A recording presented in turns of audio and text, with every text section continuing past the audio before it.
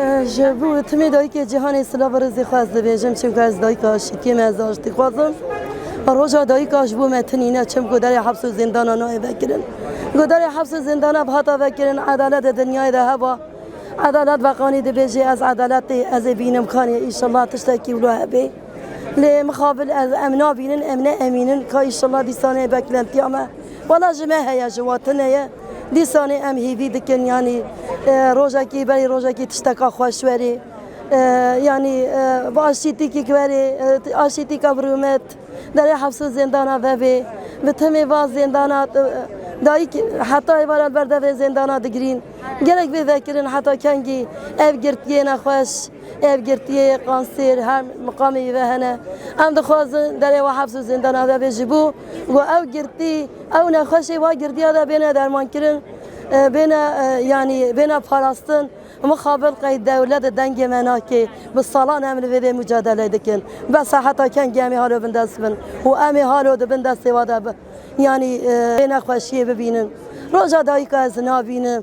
Dîsanê silav û rêzê xwe ji ber bi timê dayîkê cîhanê ez dixwazim deng hemî bibe dengek banga min ji bi timê mezinê cîhanê re.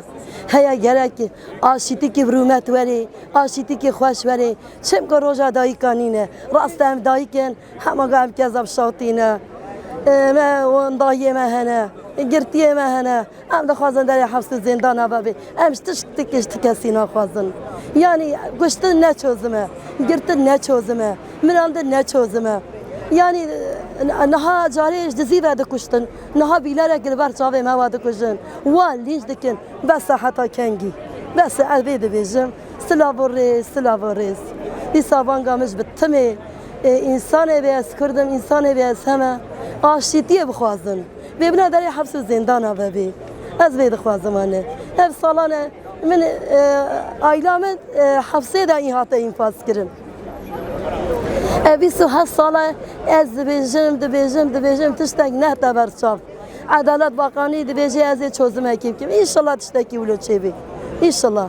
Beklentiya me jî ew e ka em bibînin. İnşallah wilo çêbî. Ya annelerimiz evlatları ellerinden alınan yani annelik hakları da ellerinden alınan annelerdi. Onlar yıllarca burada evlatları için adalet mücadelesi verdiler. Evlatlarının akıbetini öğrenmek istediler. Yavaş yavaş bu meydandan biz onları uğurladık.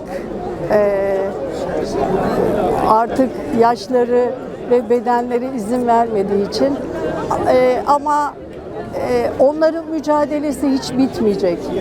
Biz ikinci kuşak olarak çoğumuz buradayız. Annelerimizin mücadelesini devam ettiriyoruz. Ölmek doğal bir olay ama mezarın olmaması doğal bir şey değil. Bizim sevdiklerimizin mezar hakları ellerinden alındı. Dolayısıyla annelerimizin kaybettiği çocuklarına ait bir mekanları olmadan gittiler buradan. Burasını onlar için bir mekan olarak belirlediler. Bugün ben burada annemi de beraber getirdim. Bu onun başörtüsüydü. Onun da buraya gelmesini istedim. Sayamayacağım kadar çok anneyi adalet mücadelesine erişemeden gönderdik. Biz onların erişemediği adaleti tesis etmek için buradayız, devam edecek. Kayıplarımızın akıbeti açıklanıncaya kadar biz onları sevdiklerimizi annelerinin koynuna verinceye kadar bu mücadeleyi sürdüreceğiz. Bizim zaten bu hikayeleri herkes biliyor. Ben bir anne olarak, bir kayıp yakını olarak şunu diyorum. Eğer gerçekten analara değer veriyorsa, bu ülkeyi yönetenlere söylüyorum. Eğer gerçekten analarına değer veriyorsa, ailelerine değer veriyorsa, eşlerine değer veriyorsa dönüp Galatasaray'a bakmaları lazımdır. Bu analar yıllardır ne için burada bu meydanlarda? Neden bu çocuklarını, kardeşlerini, eşlerinin resmini alıp bu meydanlarda kar, kış demeden Herkesin evi var, evde oturabilirdi. Ama biz acıyı gördük, bundan sonra kimse görmesinler. Bu anaların değer veriyorsa dönüp Galatasaray'da ilk başta bu anaların yaraları sarsınlar.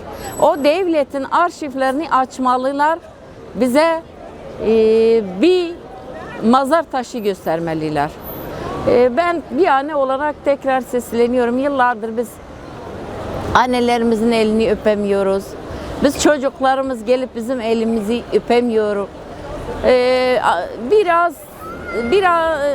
Birkaç dakika önce bir anne burada konuştu, Hanife anne.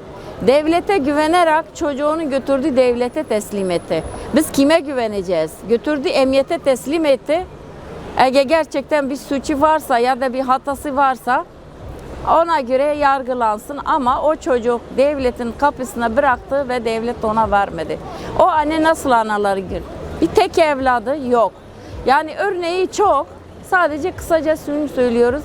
Anaların elini, herkes anaların elini öperken dönüp cumartesi analarına bir baksınlar.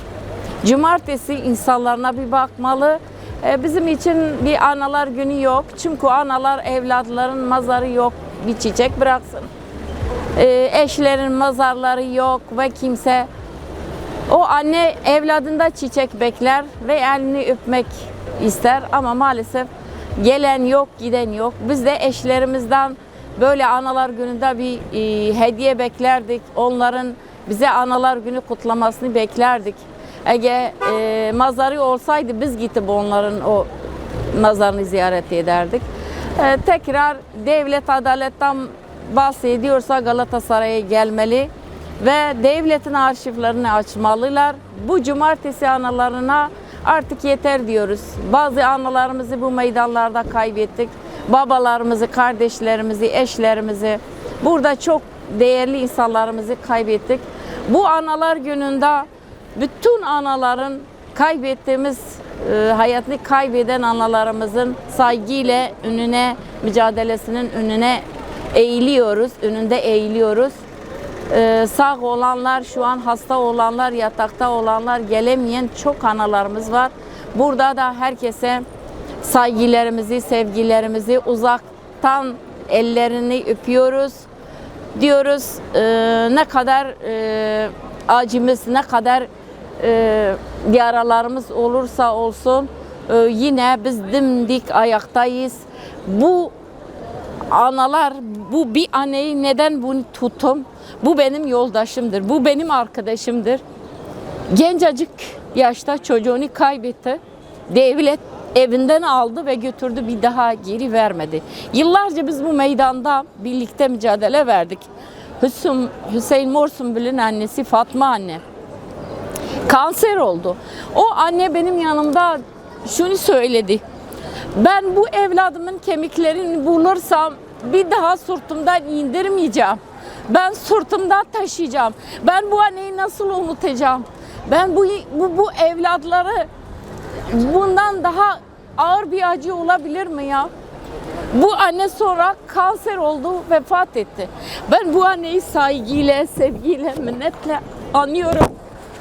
Ona söz veriyorum. Ben ömrüm yettiği kadar onun verdiği mücadeleyi vermeye devam edeceğim.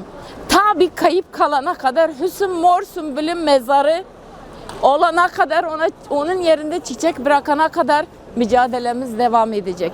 Hiçbir zaman pes etmeyeceğiz. Dimdik ayaktayız. Dimdik ayaktayız. Anne, sen gözün arkada kalmasın. Onlarca evladım var, kardeşlerim var, yoldaşlarım var. Senin mücadeleni, senin bayrağını, senin bu resmini, Hüsnü Morsunbül'ün resmini kaldırıyoruz. Hiçbir zaman inmeyecek.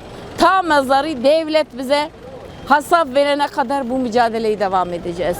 Annelerimizi, bu kaybettiğimiz anneleri sevgiyle, saygıyla, nice bu analar gibi analar vardı. Ama bunun her lafını içimizde yara etmiş bilye. Yani yaramıza dokunmuş, kanamış.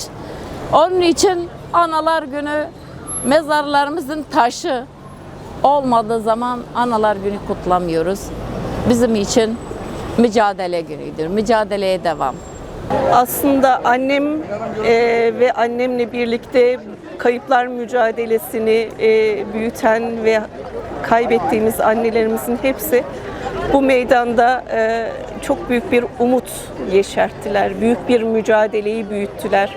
Büyük bir direniş büyüttüler. Tıpkı evlatları gibi gördüler.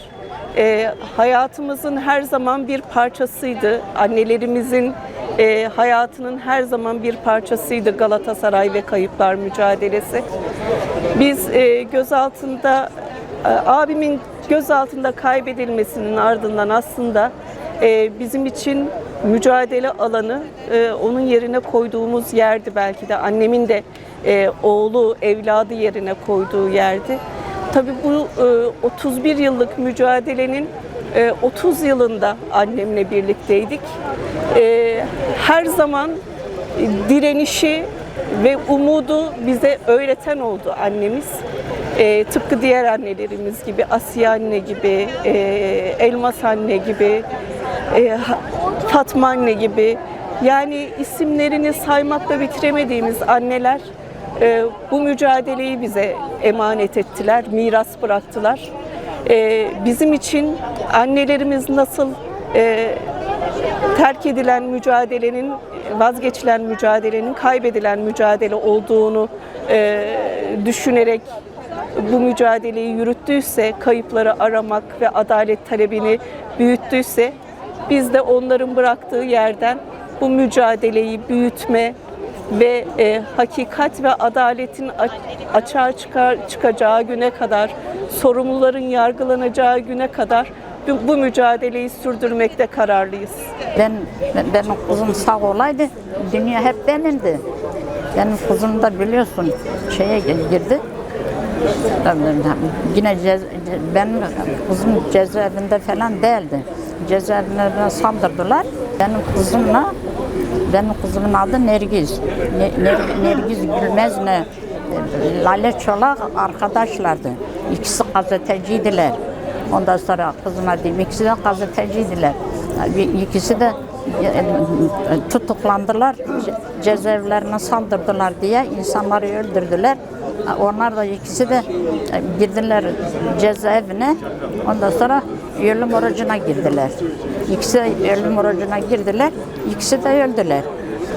Ben dedim annem tamam girdiyse girdiz dedim. Şeye girmeyin, ölüm orucuna girmeyin. Dediler yok. İnsanları öldürdüler dedi. Biz de gireceğiz. Ondan sonra girdiler. Lale Çolak'la benim kızım onlar öldüler. Benim oğlum da zaten kaç senedir devrimci. Ondan sonra Ali Gülmez. Kaç senedir devrimci. Hiç benim oğlum bir türlü